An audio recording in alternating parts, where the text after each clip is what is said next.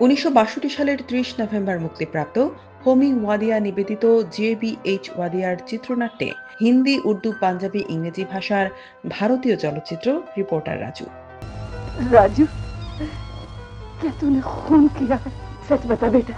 এটি একটি অ্যাকশন অপরাধমূলক নাট্যধর্মী মিস্ট্রি ও থ্রিলার ঘরানার চলচ্চিত্র। এই চলচ্চিত্রের কাহিনীকার ও পরিচালক ছিলেন ওয়ার্কা খোসলা। এতে সহকারী পরিচালনায় ছিলেন ভিভাকর শর্মা। একজন সুপরিচিত প্রতিবেদক একটি হত্যাকাণ্ডের সন্দেহভাজন হওয়ার পর পুলিশের কাছ থেকে পালিয়ে যাওয়ার গল্প নিয়ে তৈরি রিপোর্টার রাজু। अपने आप को कानून के हवाले कर दो। मैं मजबूर हूँ इंस्पेक्टर। রিপোর্টার রাজুতে রাজকুমার চরিত্রে একজন সাংবাদিকের ভূমিকায় অভিনয় করেছেন ফিরোজ খান। কেন্দ্রীয় চরিত্রে এটি মূলত ফিরোজ খানের প্রথম চলচ্চিত্র। জানা যায় এই চলচ্চিত্রে বাংলাদেশি অভিনেতা আজিমও অভিনয় করেছেন, যদিও তাকে উল্লেখযোগ্য তেমন কোনো দৃশ্যে দেখা যায়নি। ফিরোজ খান ছাড়াও চিত্রা, জীবন কালা, ইন্দিরা, বেবি, বিদ্যারানী, মনোরমা, সুলোচনা চ্যাটার্জি, শাহ আগা, সুন্দর, রাজ আদিব, শাকিল নোমানী, মোহাম্মদ আলী, গীতা, পারোর, রাত্না, জুলিয়ান, বিসমিল্লাহি, BM ভিয়াজ সহ আরো অনেকে অভিনয় করেছেন। आप जरूर तशरीफ लाइएगा।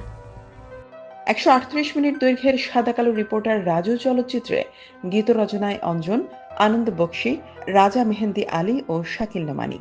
কণ্ঠ দিয়েছেন আশা ভোসলে, সুমন কল্যাণপুর ও মোহাম্মদ রাফি। এছাড়া সঙ্গীত পরিচালনায় ছিলেন মহেন্দ্র সিং। ওয়াদিয়া ব্রাদার্স প্রযোজিত একটি বসন্ত পিকচার্সের চলচ্চিত্র রিপোর্টার রাজু। এর নৃত্য পরিচালনায় সূর্যকুমার, মাস্টার সোহানলাল, PL রাজ, বাবুলাল। শিল্প নির্দেশনায় বাচু ভাই মিস্ত্রি। প্রধান রূপসজ্জায় SB গায়কওয়াড। সংলাপে আজিজ কাশ্মীরি ও চাঁদ পণ্ডিত। চিত্রগ্রহণে আগা হাসাম এবং সম্পাদনায় কমলাকার সহ আরও নেপথ্য শিল্পীবৃন্দ। রিপোর্টার রাজু চলচ্চিত্র থেকে শিক্ষণীয় বিষয় হলো, অন্যকে বিপদে ফেলে নিজের আখের গোছানো ব্যক্তি জীবনের কিছু সময় সুখী হয়, তবে সত্য যখন উন্মোচন হয় তখন তিনি ধিক্কারের পাত্রে পরিণত হন। বিনা অপরাধে দোষী সাব্যস্ত মানুষ সাময়িক কষ্টে থাকলেও সত্য একদিন তাকে মুক্তি দেয়। এটাই সৃষ্টিকর্তার অমোঘ নিয়ম। जो जिंदगी भर आजाद न हो सकोगे।